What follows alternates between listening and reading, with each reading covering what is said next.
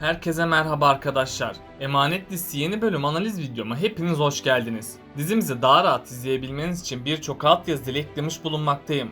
İstediğiniz altyazıyı videonun sağ alt altyazılar kısmından seçebilirsiniz. Lafı daha fazla uzatmadan dizimize geçelim. Dedektifin gerçekleri Yaman anlatmasını istiyorsanız ve ayrıca Yaman, İkbal ve Zuhal'in cezasını kesmesini istiyorsanız beğeni tuşuna basalım ve kaç kişi olduğumuzu görelim. Dedektif Zuhal ve İkbal'i neyle tehdit edecek? Gerçekler kaçıncı bölümde ortaya çıkacak? Seher'in suçsuzluğu ortaya çıktıktan sonra Yaman nasıl tepki verecek? Zuhal'in sonu artık yakınlaştı mı? İkbal dedektifi susturmak için ne yapacak? İşte bütün sorularınıza cevap vereceğim arkadaşlar. Bu videoyu sonuna kadar izlemenizi tavsiye ederim. Emanet dizisinin yeni bölümünde Seher'in suçsuz olduğunun ortaya çıkması artık yakınlaştı arkadaşlar. Çünkü en son dedektif İkbal ve Zuhal'e ses kaydı ve cevap mektubu göndermişti. Onların tuttuğu dedektif gerçekleri bildiğini söylemişti. Yani dedektif açık açık İkbal ve Zuhal'i tehdit etmişti. Büyük ihtimalle dedektif İkbal ve Zuhal'i tehdit edecek ve gerçekleri Yaman'a söyleyeceğini belirtecek. İkbal ve Zuhal de dedektifin susması için ellerinden geleni yapacak. Önümüzdeki bölümde dedektif İkbal'den yüklü miktarda para isteyecek. İkbal ise dedektifin istediğini yerine getirmek zorunda kalacak. Dedektif yüklü miktarlarda para istediği için İkbal bu sorunu çözemeyecek. Bunun üzerine dedektif gerçekleri Yaman'a söylemeye çalışacak. Ama İkbal ve Zuhal her defasında buna engel olacak. Ardından İkbal ya dedektifi öldürmek isteyecek ya da İkbal dedektifin istediği parayı bir şekilde bulmaya çalışacak. Bunun sonucunda da Yaman gerçekleri şimdilik öğrenemeyecek. Aslında dedektifin amacı şimdilik sadece paradır. Dedektif Zuhal'in Yaman hakkındaki planını öğrenince hamlelerini değiştirdi. Yaman'ın çok parasız olduğu Zuhal'i tehdit etmek istemiştir. Böylece dedektif az para yerine Zuhal'den fazla para almaya amaçlamaktadır. Çünkü nedense dedektif belgeleri İkbal ve Zuhal'e gönderdi. Eğer dedektifin amacı para olmasaydı gerçekleri hemen ortaya çıkarırdı. Yani dedektif İkbal ve Zuhal değil de doğrudan Yaman'ın yanına giderdi. Ve sonunda dedektif gerçekleri Yaman'a anlatırdı. Dedektifin amacı ilk önceleri para olsa da sonradan onun bu amacı değişecek. Dedektif kötülüğü değil adaleti seçecek. Hiçbir sır gizli kalmadığından bu gerçek de yakında ortaya çıkacak. Çünkü İkbal ve Zuhal her defasında Seher ve Yaman'ı ayırmaya çalıştı. İkbal, Seher ve Yaman'ı ayırmaya çalıştıkça onları daha çok yakınlaştırdı. İkbal'in şimdiki yaptığı planlar amaçlarına ulaşamayacak. Yaman bir yolunu bulup Seher'in masum olduğunu anlayacak. Ama bu ihtimali de unutmayalım. Eğer dedektif Seher'e yardım ederse tüm gerçekleri ortaya çıkacak. Yaman sonunda Seher'in suçsuz olduğunu anlayacak. Yaman Seher'in suçsuz olduğunu anladığı için çok pişman olacak. Çünkü Yaman bu süreç içerisinde Seher'e yaptığı kötülükleri düşünecek. Yaman Seher'e yaptığı kötülükleri düşündükçe çıldıracak. Yaman ardından Seher'in yanına gidip ondan af dileyecek. Seher ise şimdilik Yaman'ı affetmeyecek. Çünkü Seher Yaman'ın kendisini kandırdığını sanacak ve onun yine kendisini kandırıp kötülükler edeceğini düşünecek. Bu yüzden Seher Yaman'a güvenme konusunda büyük bir ikileme girecek. Tabi gerçeklerin ortaya çıkması biraz zaman alacak. Gerçekler 165. bölüme doğru ortaya çıkacak. Bu vakte kadar İkbal ve Zuhal'in yıkılışına şahit olacağız. Ayrıca Yusuf'un da iyileşip sağlığına kavuştuğunu izleyeceğiz. Yaman ve Seher'in de barıştığını göreceğiz. Önümüzdeki bölümlerde gerçekler ortaya çıktığı için Yaman çok öfkelenecek. Çünkü neden Seher değil de Zuhal'e güvendiğini kendisine soracak. Yaman bu olanlar üzerine Zuhal'in yanına gidecek. Yaman Zuhal'e neden kendisine yalan söylediğini soracak.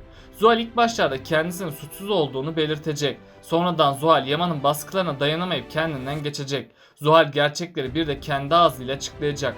Yaman Zuhal'in kendisine takıntılı bir şekilde aşık olduğunu görecek. Zuhal tam İkbal'in gerçek yüzünü ortaya çıkarmaya çalışırken İkbal yetişecek ve Zuhal'i susturup Yaman'ın odadan çıkmasını rica edecek. Ardından İkbal Zuhal'i tüm suç üstlenmesini isteyecek. Eğer kendi gerçek yüzü ortaya çıkarsa parasız kalacaklarını belirtecek. Zuhal İkbal'in bu söylediklerini önemsemeyecek. Zuhal'in aklı başından gittiği için gerçekleri Yaman'a anlatmaya çalışacak. Ama İkbal Zuhal'in aklına girip onu amaçları doğrultusunda kullanacak. Zuhal de Yaman'ın yanına gidip tüm suçu üstlenecek. Yaman bu olanlardan sonra Zuhal'i cezalandırmaya çalışacak. Ama İkbal Zuhal'in ölmemesi için Seher'i devreye koyacak. İkbal Seher'den özür dilemeye çalışacak. Hatta İkbal Zuhal'i en kısa sürede konaktan göndereceğini belirtecek. İkbal Seher'e yalvaracak ve onun ayaklarına kapanacak. İkbal kendisi ve Zuhal'in çöplükteki geçmişini anlatacak. Seher de yine İkbal'e acıyıp Zuhal'i affedecek. Seher Zuhal'i 3. kez affederek kendi sonunu getirecek. Seher Zuhal ve İkbal'e yaptığı iyiliği canıyla ödeyecek. Eğer Seher dikkatli olmazsa bu onun sonu olacak. İkbal ve Zuhal daha kötü planlar yapmaya başlayacak. Hatta Zuhal konaktan kovulduğu için Seher'i öldürmeye bile çalışacak. Seher de İkbal'e olan güveni sonucu ölecek. Çünkü İkbal Seher'in ablasını öldürdüğü gibi onu da öldürecek. Yaman ise Zuhal'in tüm suçu üstlenmesiyle bir karar verecek. Yaman Zuhal'i öldürmek yerine konaktan kovacak. Zuhal ise sonunda konaktan gidecek. Zuhal'in konaktan gitmesiyle Seher rahat bir nefes alacak. Ama bu mutluluk fazla uzun sürmeyecek. Çünkü Zuhal Seher'e asla rahat vermeyecek. Ayrıca Yusuf'un durumu da gün geçtikçe kötüleşmeye başlayacak. Yusuf'a uygun ilik bulunmazsa Yusuf ölerek dizimize veda edecek. Önümüzdeki bölümlerde Yusuf'un her yeri morluklarla dolacak. Yusuf koşamaz, yürüyemez ve sosyal ortamlara çıkamaz hale gelecek. Yusuf'un kapacağı en küçük bir enfeksiyonla onun ölümüyle sonuçlanacak. Bu yüzden Yusuf'un hastanede kalması gerekecek. Yusuf için özel bir tedaviye başlanacak. Yusuf tedavi olmaya başladıkça onda bazı değişimler gözlenecek. Yusuf'un kemoterapi tedavileri sonucu konuşup gülemez hale gelecek. Yusuf'un saçları tek tek dökülmeye başlayacak. Yusuf'un bu sırada psikolojisi bozulacak. Seher ve Yaman ise onu mutlu etmek için ellerinden geleni yapacaklar. Ardından Yaman ve Seher iyilik bankalarına başvuruda bulunacak. Ama bir türlü Yusuf'a uygun iyilik bulunmayacak. Tam o sırada Arif Baba sayesinde Yusuf kurtulacak. Arif Baba sakladığı sırrı Yusuf için ortaya çıkaracak. Önümüzdeki bölümde Arif Baba Yaman'a gerçekleri anlatacak. Yaman gerçekleri duyunca çok şaşıracak. Hatta Yaman ilk başlarda Arif Baba'ya inanmak istemeyecek. Tabi sonradan Yaman Ali'nin kardeşi olduğunu öğrenecek. Yaman Ali'den intikam almaya çalışsa da bunu yapamayacak. Çünkü Yaman Ali'nin yardımına muhtaç kalacak.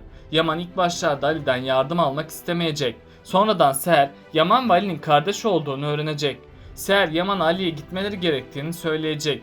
Yaman ise geçmişinden dolayı Ali'den yardım almamayı isteyecek. Sonradan Seher'in baskıları sonucu Yaman kararından dönecek. Yaman Yusuf için Ali'ye gidip olanları anlatacak.